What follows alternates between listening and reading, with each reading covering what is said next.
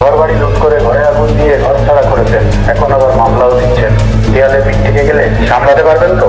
গরিব মানুষ আছে সব লেখাই নোট মারে ফেলাইবে, তার নোট চাচ্ছে সব মারে ফেলাইবে, তাও হবে না এই স্বাধীন বাংলায়।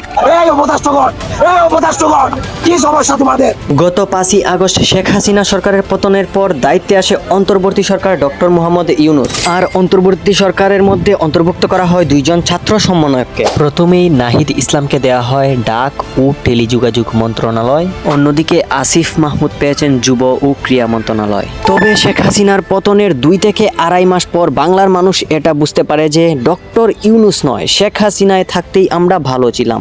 জনগণের মধ্যে অনেকেই বলছেন আমরা ডক্টর ইউনূসকেও চাই না, ছাত্র জনতাকেও চাই না। আমাকে ডাক্তার দরকার নাই, ছাত্র দরকার নেই, আগে যেরকম আসলে ওরকম থাকলেই ভালো। আবার অনেকে বলছে ডক্টর ইউনূস তো চাচ্ছে আমাদের মতো গরিব মানুষকে একদম মেরে ফেলতে, আমরা এটা হতে দেব না। গরিব মানুষ আছে সব লেখাই নোট মারে ফেলাইবে, তার নোট চাচ্ছে সব মারে ফেলাইবে, তাও হবে না এই স্বাধীন বাংলায়। তাছাড়া বাংলাদেশ ক্রিকেট টিমের সাবেক অধিনায়ক এবং নড়াইল 2 আসনের সাবেক এমপি মাশরাফি বিন মুর্তজাও কিন্তু কড়া হুঁশিয়ারি দিয়েছেন অন্তর্বর্তী সরকারকে। বাড়ি লুট করে ঘরে আগুন দিয়ে ঘর ছাড়া করেছেন, এখন আবার মামলাও দিচ্ছেন। দেয়ালে পিঠ থেকে গেলে সামলাতে পারবেন তো? ডিয়ার অডিয়েন্স, আপনারা তো জানেন মাশরাফি বিন মুর্তজা বাংলাদেশের অধিনায়ক এবং ছিলেন নড়াইল 2 আসনের সাবেক এমপি। তবে বাংলাদেশ সরকার শেখ হাসিনার পতনের পর কিন্তু দেখা যাচ্ছে যে মাশরাফি বিন মুর্তজারও কিন্তু বাড়িঘর লুট করা হয়েছে এবং কিন্তু পরবর্তীতে তার নামে মামলাও দায়ের করা হয়।